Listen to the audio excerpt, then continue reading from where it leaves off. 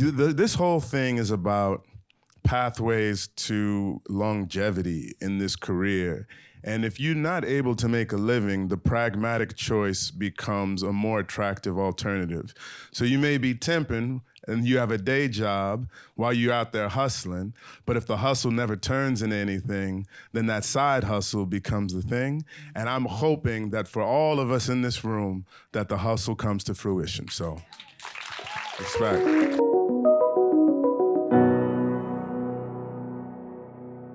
Hey everybody, how y'all doing? Good to see you. Thank you for coming to the movie. Appreciate it.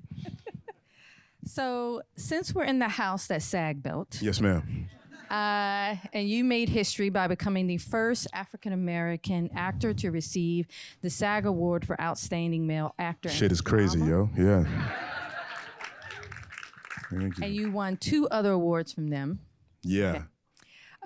I love the SAG Awards, the television show, the award ceremony, and the opening bit where they say, "I am an actor." Yeah. So Sterling from St. Louis, Missouri. That's me. When did you discover the love of acting? That's a good question. I was a freshman in high school. We have a Troubadours production, which is a musical that plays over Thanksgiving weekend. And they did Godspell. And I was like, my mom is a strong Christian soldier. She'll like me being in Godspell. That'll play well. And so 4 freshmen made it into the production, which was unheard of. So all normally juniors and seniors, but 4 of us got into it. And we got standing ovations all 3 nights. And I remember like Saturday night, me and one of my best friends were standing next to each other. And everybody was standing up and giving us this applause, and you felt this high. And we like bowed next to each other. And I think we said like, we gotta keep doing this shit, bro. Like this is like awesome. Cause at that time I was an athlete. I played football, basketball, a little track, and I'd experienced that high on the field, but I was like, I can get this without getting hit? That's what's up, son. Yeah. So that was the beginning of the love affair with sort of illuminating the human condition. Wow, thank you for sharing that. Yeah, no worries. So before we get into your journey playing Clifford Ellison in the film, you have already begun receiving notable awards and recognition. Congratulations on the Excellence in Acting Award at the Denver Film Festival. Thank you. Thank you very much. Appreciate it. Very kind. And American Fiction has already won 2 People's Choice Awards from the Toronto International Film Festival and the Middleburg Film Festival. Yay, American Fiction. And I know this is sort of your first time getting out to celebrate it. It is. There's been a strike going on. There's been a strike. Yeah, I don't know if everybody knew. I don't know if you guys knew that. There's a strike. And hopefully we're able to ratify things if this whole thing is about pathways to longevity in this career. And if you're not able to make a living, the pragmatic choice becomes a more attractive alternative. So you may be temping and you have a day job while you're out there hustling, but if the hustle never turns into anything, then that side hustle becomes the thing. And I'm hoping that for all of us in this room, that the hustle comes to fruition. So, respect. Yes, congratulations. Yeah.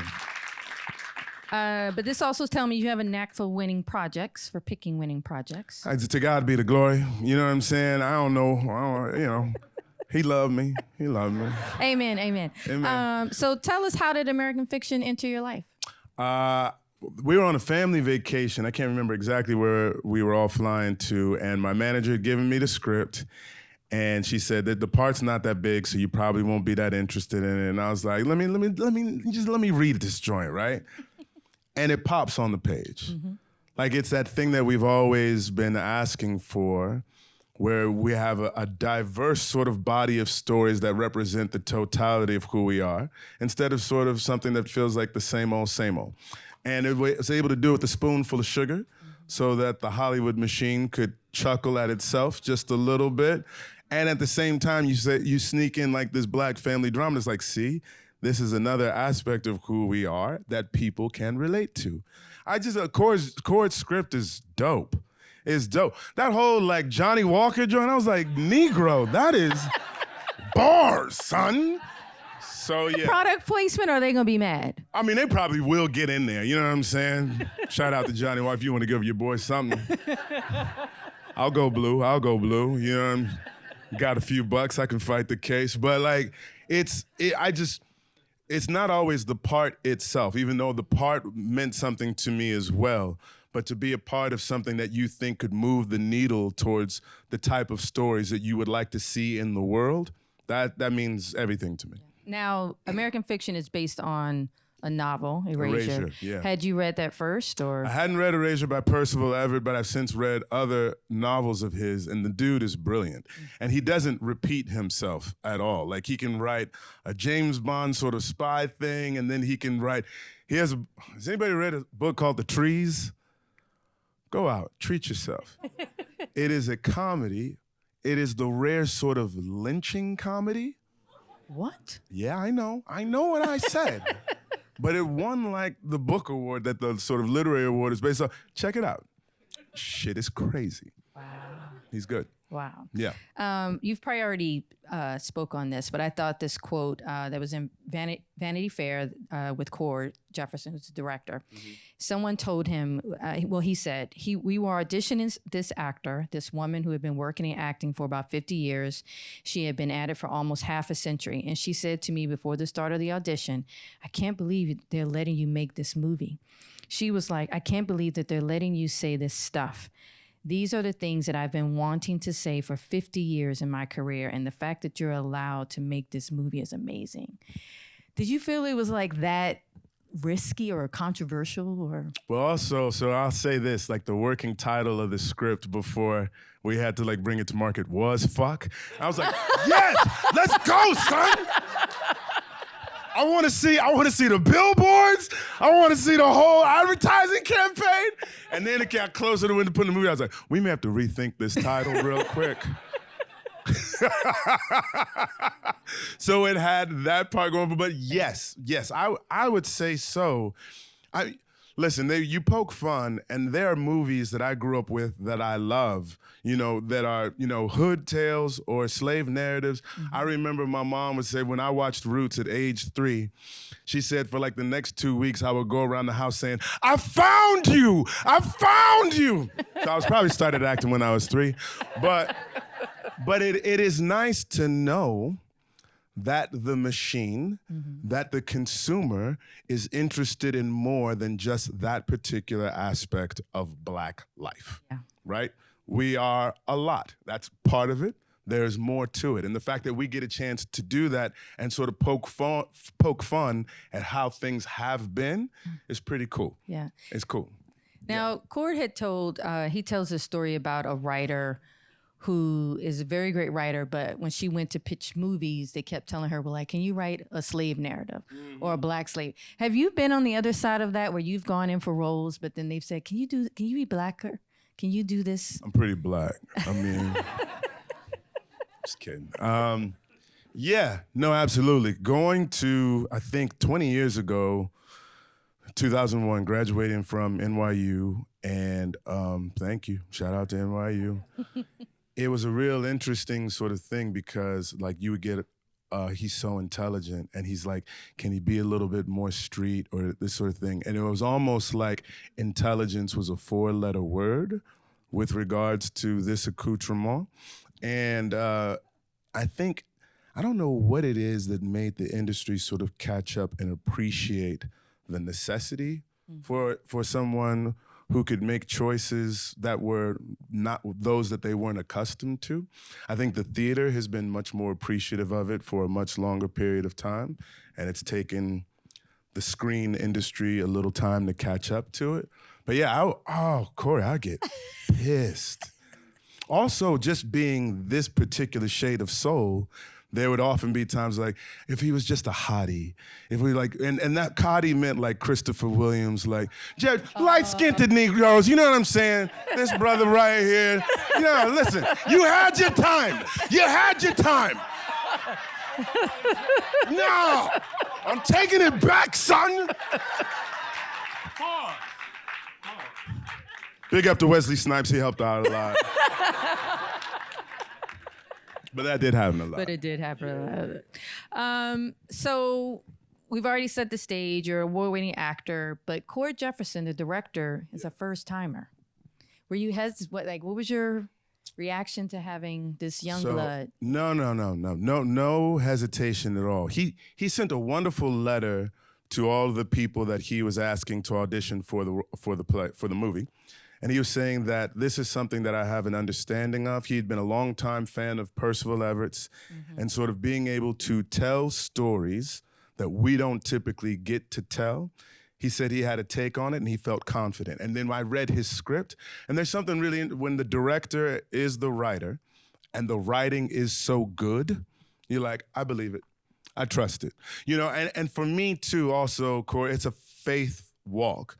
Like, not everything always makes sort of like intellectual sense or whatnot, but if you read it and you wash over it and you sit still and you're like, this feels right, I trust that feeling. Yeah. What would you say was his strengths? A lack of ego. Okay. Because when Jeffrey Wright is on your set, you gotta. He said he was very nervous. He's a beast. He's a beast. To Give him his him. props. You know what I'm saying? Yeah. No, do it, please. It was for me too. Like as a young brother who was either just out of grad school or still in grad school. Like when Top Dog dropped at the Public, and I saw him and Don do that thing. I was like, all right, and I get to get on stage and like mess with him. Like it was a dream come true for me. But he had a lack of ego, which I think, like, I don't mean that facetiously, because he was able to take input and the things that he liked was able to, you know, incorporate, and the things like, you know what, can we try it this way too? And it was very, very smooth sailing. Like, and he's just gonna get better too. Like if this is his first flick, he gonna be all right. Now, did you give him any notes? I don't give notes. That's not true.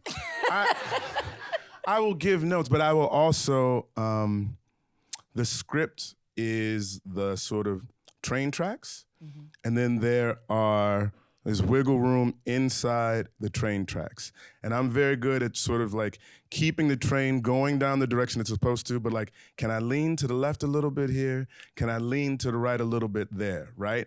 And he gave me a lot of freedom to do that. Because I have fun with it. I have fun with my fellow actors because if you say the same thing the same way each and every time, it gets a little what have you. So you just love to play tennis in a delightful way, sometimes with a little top spin, sometimes you hit a lob, sometimes you smack it. And you're always not doing it to beat anybody, but to see how they hit it back to you. You know what I'm saying? It's fun. So I get that. I enjoy that kind of fun. And now every playground is a little bit different too. If you're doing Amy Sherman Palladino, she's like, you missed a comma, Jack. I need you to go back and breathe here and then go for it. And you're like, okay. So you learn how to play on all of them, but Cori gave me the freedom to play in a way that I enjoy. Okay. Yeah. A Refinery 29 article called your performance electric as the wild card, chaotic little brother. Yeah. What did you love about playing Clifford? All of it. I am a little brother. And so it comes fairly naturally to me giving shit to people who are just a little bit older than me that think that they have the answers. Like, I'm way smarter than all you cats, Jack. So that comes pretty easily to me.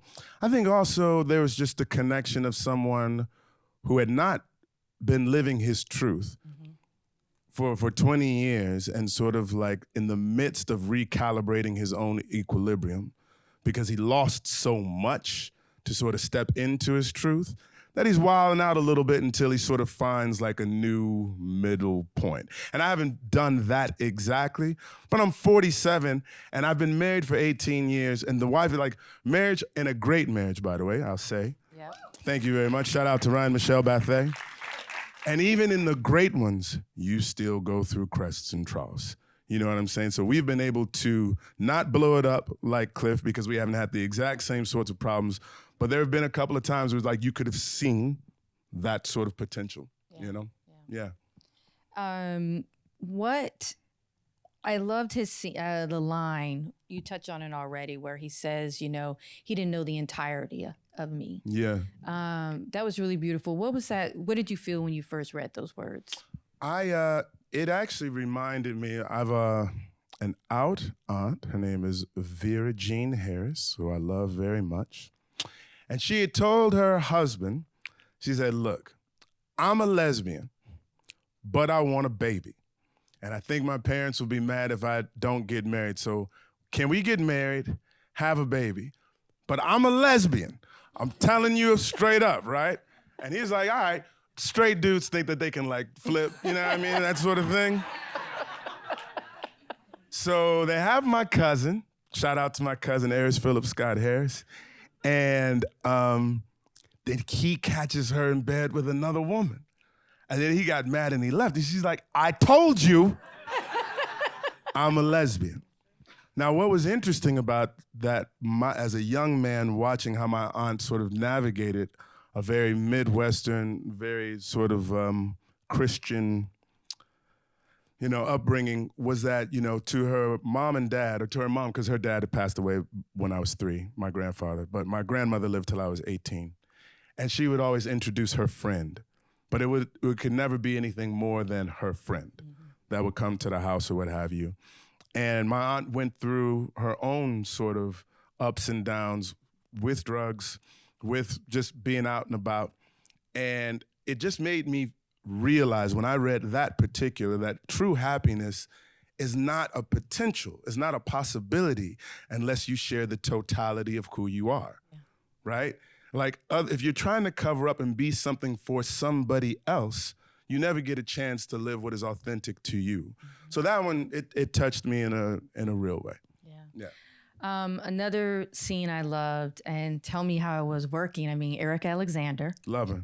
Come on, Max. She gets my girl. Jeffrey Wright, the pool scene. Yeah. What was, I mean, Water it was cold? cold. I'm not going to lie to you, Cori. It was a chilly night in Boston. But it's fun. But it's, like, again, I got a chance to dunk Jeffrey Wright into water. Yeah. This is a great thing. I got a chance to sort of be kind of flirtatious with Erica, but as I sort of I wanted to make him think like, is it coming on to my girl? And then sort of do that little flip there then. I enjoyed every little bit of it. Yeah. Let me tell you guys, and I'm sure you will know what I'm talking about. It's been over a year since I've been on anybody's set. Oh, wow. Did you do this after COVID? Yeah, it was after COVID. This was just last year. Just last year. But like, to see it, it reminds me, I was like, oh, I really love this stuff. Yeah. I'm excited to get back to doing it. I hope we get a chance to share the screen. I mean, not because you were playing, the character, but it looked like you were really enjoying yourself. I honestly think that if you're not having fun, you're doing something wrong. And I want to go, even the stuff that's heavy, that asks you to mind the depths of your soul, you're still at play.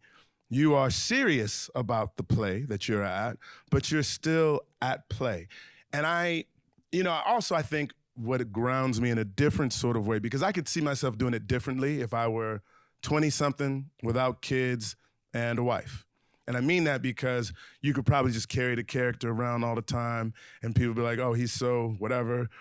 But your kids sort of be like, hey man, where's my dad? You can't bring a character home all the time so it helps me in a way to enjoy myself as much as possible when I'm at work. I also think, and now you didn't ask all this, but I think that the energy that you bring to the set is part of the job to a certain extent, because I don't know if people have ever been around people who bring the energy down.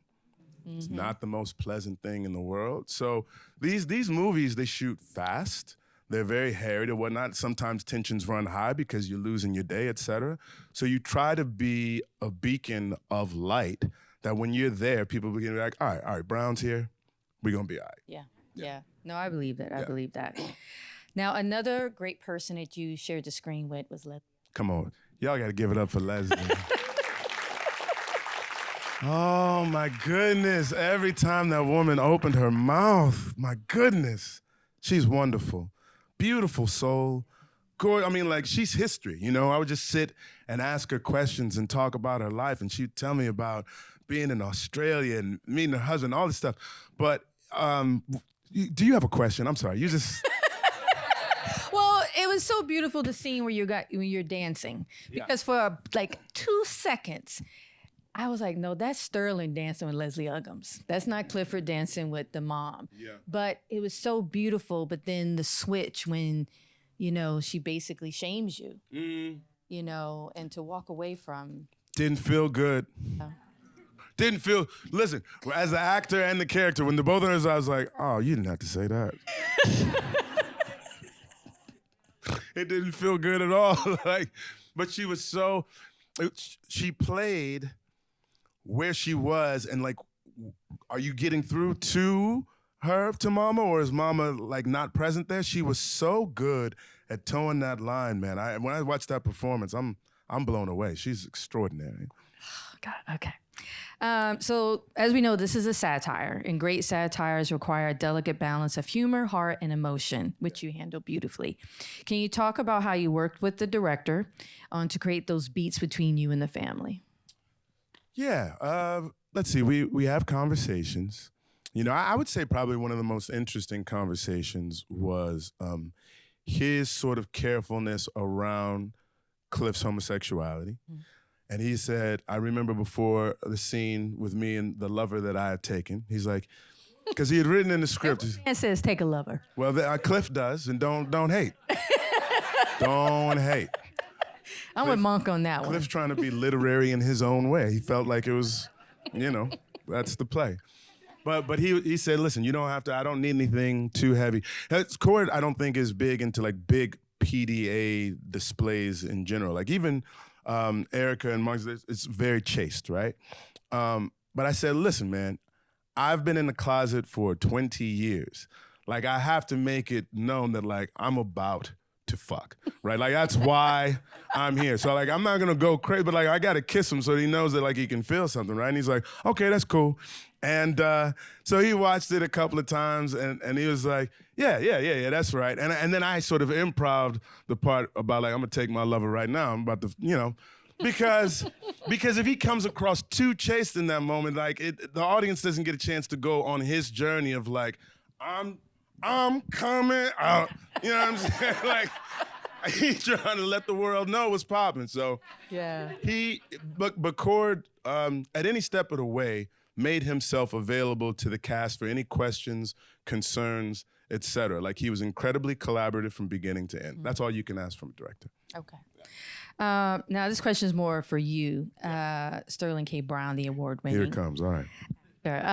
The moment on screen between Monk and Santara seems to be a private conversation, especially amongst Black folks. Because to me, it feels like, and no disrespect, but like the Tyler Perry conversation. Where people, you sharing this? You telling this in front of the white people right now? Well, it's a safe space. It's a safe space? This dude got his camera going the whole time, sitting on his lap. Oh, Lord. Here it comes. No stitches, no snitches. Here we go. What is it? But you know, the question is, one reason I love this film and why it's so brilliant is because it's having the conversation I think a lot of us have, and separating is something that Variety called thug life trauma porn, versus, you know, literary achievement. Yeah. So, I mean, I don't even know what the question is. Wait. Where are you, ma'am, placing Tyler Perry in all of this? Oh. I walked into that one. You know, there's a time and a place for Tyler. Okay. There's a time and a place. All respect. He TP. is a brilliant man. He's made a lot of money. Make it rain. Come on. But we need more American fictions made. I'm not mad at that. I agree. Yeah. I agree. And how do you feel to be a part of that? I mean, I know you were in it in This Is Us, but now you're a part of this now on the big screen. Like, I'm very happy. That's it. I mean, listen, no, when I read it, the same way that I felt sort of reading Black Panther, it was like, I felt like this could move the needle. I feel like this film could change the sort of opportunities that are available for us in this industry. And again, not a big part, just happy to be a part, right? And I do think that there is, all right, I'm gonna sort of address what I think you're talking about in terms of what we think we deserve in terms of quality of narrative. Yes. So that's pretty. Thank you for the question. Thread the line right there, and that, you know, sometimes there's things that you put out quickly for mass consumption, and they are inexpensive and they are profitable. Yeah. And then there are things that take a little bit more time in terms of development and depth of character that may not be hugely profitable, but you're hoping that they resonate with the audience to a place where producers and the machine at large can be like, we need to make more of them, not just because they're good, but because audiences are responding to them and they make money. So you get to vote with your dollar. You get a chance to share by word of mouth, like why you think or don't think this movie is worth being seen. Because based upon that, God willing, we'll get an opportunity to do a few more American fictions. So crossing my fingers and hoping for the best. Thank you, Mr. You're welcome. Brown. I saw where you was going. I got you, Cori. I mean, it is hard because, like, one reason I brought my homegirl, because I was like, this is the movie we've been wanting. Like, this is a story we've been wanting to see on screen, and so what character besides your own did you relate to the most in the movie? Oh, that's a good question. I mean, I probably relate the most to Cliff. I feel like I'm a bit of a black sheep in my family because I am the artist. I've gone, quote unquote, Hollywood. No. You know what I'm saying? Like, I like goat cheese. That's Do you go to Erewhon? I will, from time to time. They got some good breakfast sandwiches. I'm just saying, not all the time. But like when my family sees me or whatnot, all Sterling, he asking for goat cheese at the Hula Hands. I'm like, yeah, man. They may have some goat cheese up in this Hula Hands. You know, who knows? So, but besides Cliff, I wouldn't say like I'm not as cantankerous as Monk. I don't have the same level of judgment of things. I try to let people or art be as it is and recognize that there's an audience for some, and it may be me and it may not be me. But it's probably mostly between those two dudes, more than likely. I've never written anything like Wheeze lives in the ghetto. You know, it's funny when it's like the Av is bad, it's like bad Ebonics. It's like, how did that even make it onto the cover? But I also really want to read White Negroes because that was like the best joke that nobody even addressed in the movie. The Book of White Negroes. What is that?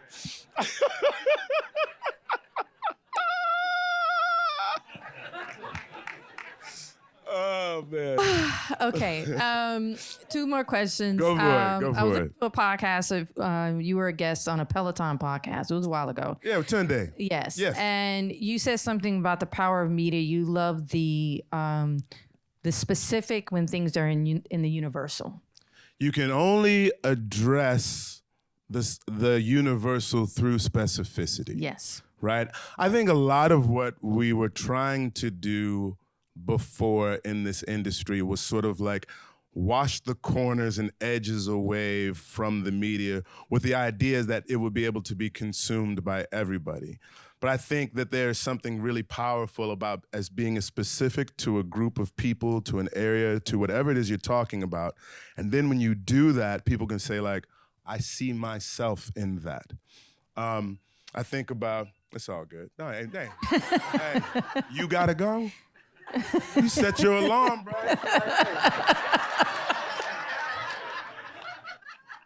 I gotta get up out of here. I ain't got all day to be messing with this brother Jack. It's all good, dog. I made him blush. I did. I think that what am I thinking about? What's the Aquafina one with her grandmother? Farewell, because that's what you were Farewell. making the reference to. Yeah. Was I making a reference to that one too? Mm-hmm. I said like, this is Chinese through and through, like culturally completely different in terms of whether or not you share with a patient what their, predicament is or whatnot. But everybody got a grandmama. Mm-hmm. You know what I'm saying? Everybody wants to see their grandmama live. And so like you go into it and you're just like, oh, I see myself in that, right? So instead of trying to like take away those specific cultural touchstones that are specific to that community, it allows other communities to be like, well, I may not be Chinese, but I am this. Yeah. And so I see myself in that. I'm hoping that in American fiction, you may not be a Black creator or whatnot, but you still have these questions of like your artistic integrity, what it means to put something out into the world, and then who does it belong to after that? Like, these are universal questions that are not specific to the Black experience. Thank you.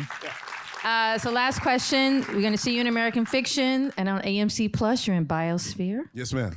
And I saw on your Instagram, you said you and Ryan are going to have a podcast. Yeah, my wife and I are going to do a podcast. Should be dropping sometime around Valentine's Day.